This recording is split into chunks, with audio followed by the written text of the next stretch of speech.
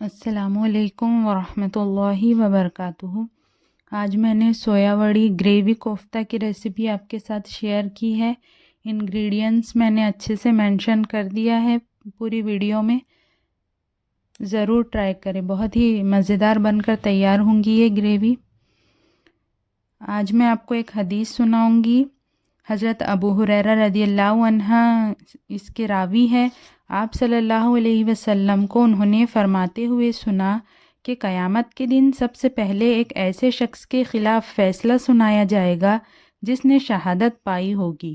اسے خدا کی عدالت میں حاضر کیا جائے گا، پھر خدا اسے اپنی سب نعمتیں یاد دلائے گا اور اسے وہ سب نعمتیں یاد آ جائیں گی۔ تب وہ پوچھے گا کہ تو نے میری نعمتیں پا کر کیا کام کیے؟ وہ عرض کرے گا، میں نے تیری خوشنودی کی خاطر تیرے دین سے لڑنے والوں کے خلاف جنگ کی، یہاں تک کہ میں نے اپنی جان دے دی۔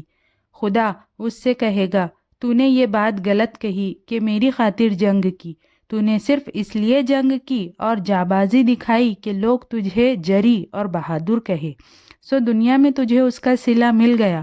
پھر حکم ہوگا کہ اس مرد شہید کو منہ کے بل گھسیٹتے لے جاؤ اور جہنم میں ڈال دو۔ چنانچہ اسے جہنم میں ڈال دیا جائے گا۔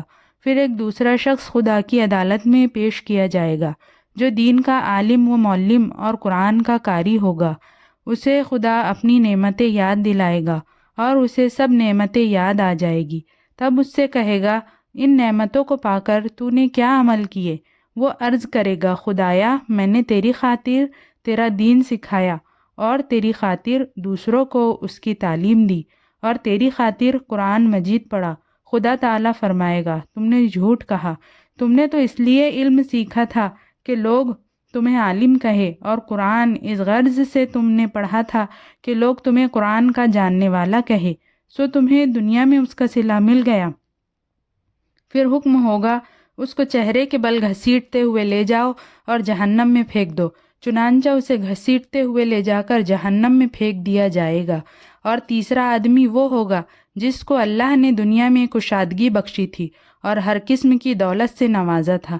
ایسے شخص کو خدا کی جناب میں حاضر کیا جائے گا اور وہ اسے اپنی سب نعمتیں بتائے گا۔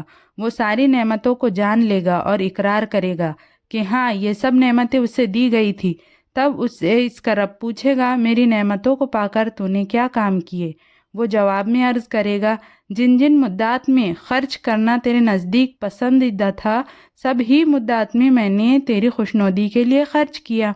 اللہ تعالیٰ فرمائے گا، جھوٹ کہا تو نے، یہ سارا مال اس لیے لٹایا تھا کہ لوگ تجھے سخی کہے، سو یہ لقب دنیا میں تجھے مل گیا۔ پھر حکم ہوگا کہ اس کے چہرے کو گھسیٹتے ہوئے لے جاؤ اور آگ میں ڈال دو۔ چنانچہ اسے لے جا کر آگ میں ڈال دیا جائے گا۔ تو اس بات سے ہمیں پتہ چلتا ہے کہ اعمال کا دار و مدار نیت پر ہے۔ جس طرح سے ہم جس چیز کی نیت کریں گے، اللہ تعالیٰ اسی طرح سے ہم کو وہ چیز کا صلہ نصیب کریں گا، چاہے وہ دنیا کی نظر میں کتنی ہی اعلیٰ ہو، کتنی ہی دکھاوے والی ہو، لیکن اگر اللہ تعالیٰ کو پتہ ہے کہ اس کے پیچھے تمہاری دنیا کمانے کی نیت ہے، تو تمہیں دنیا میں وہ چیز دے دیں گا اللہ تعالیٰ، اور آخرت میں تمہارے لیے اس میں کوئی حصہ نہیں رکھیں گا۔